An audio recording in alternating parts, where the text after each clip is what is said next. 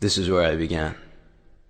Now, 99% of the time when you hear those 5 words, this is where I began, you hear them from someone who actually reached success, the end, made their dream come true. But not this time, because this time you hear those 5 words from someone who accomplished nothing, but still won't quit.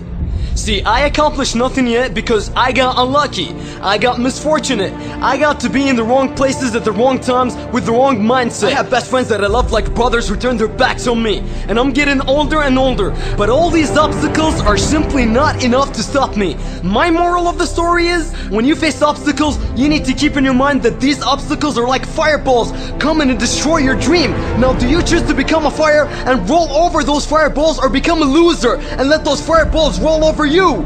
Your dream is like a very special jewel. You need to protect that jewel. Hold on to it real tight with all you got. Place it in a safe box. You do whatever you can do to keep it safe and never let it go. You got unlucky, fine. You keep trying till you get lucky. You got to be in the wrong places at the wrong times. Well, get back to the wrong places at the wrong times, because as long as you're not quitting, you are not wrong.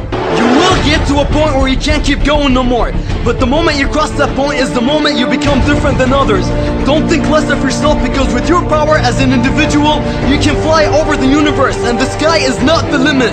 And when almost all of the odds are against you, but you still believe in yourself, that is what defines the true power of self-belief.